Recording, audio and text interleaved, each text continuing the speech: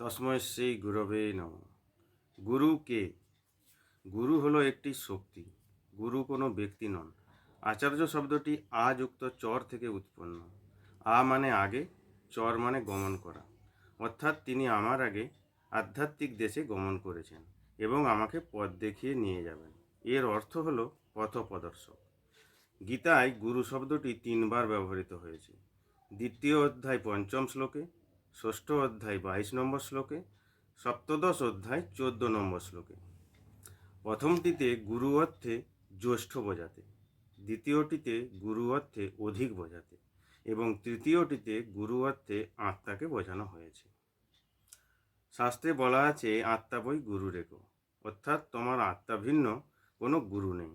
সাধারণভাবে গুরু শব্দে সমাজে যা বোঝানো হয়, গীতায় তা আচার্য অর্থে ব্যবহৃত হয়েছে। কিন্তু বর্তমানকালে ভ্রান্ত গুরুবাদ চালু হইয়াছে। প্রাণীপাতেন পরিপ্রশ্নেন। প্রাণীপাতেন মানে হলো প্রকৃষ্টরূপে নিজেকে বিকাশ বা অহংকার নাশ। আর পরিপ্রশ্নেন শব্দের অর্থ হলো আচার্যের নিকট আত্মজিজ্ঞাসা বা যোগ জিজ্ঞাসা। অমানিত্যম দম্ভিতম হিংসা ক্ষান্তি বর্জবম আচার্য পাশনং শৌচ স্থৈর্য মাত্র বিনিগ্রহ। অমানিত্যম মানে মানশূন্যতা, অদম্ভিতম মানে দম্ভহীনতা বা অহিংসা, ক্ষান্তি মানে সহিষ্ণুতা, আর্জবম মানে সরলতা, শৌচং মানে শুদ্ধি, আত্মবিনিগ্রহ মানে আত্মসংযম এবং ইন্দ্রিয় বিষয়ে বৈরাগ্য বা বিরক্তি। আমাদের মুনি হতে হবে। মুনি শব্দের অর্থ মৌন, কথা বলাবার ইচ্ছা নাই, ইচ্ছারহিত অবস্থা, অর্থাৎ সুখ দুঃখ রাগ ক্রোধ ভয় এই সব কিছুর পারে পৌঁছাতে হবে, স্পৃহাশূন্য অবস্থায় পৌঁছাতে হবে।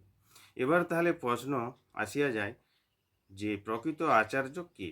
প্রথমে দেখিতে হইবে তিনি যেন শাস্ত্রের মর্মজ্ঞ হন, সমগ্র সৃষ্টি বেদ পুরাণ উপনিষদ সংহিতা কোরআন বাইবেল গীতা ও অন্যান্য শাস্ত্রাদি পাঠ করিয়া থাকেন।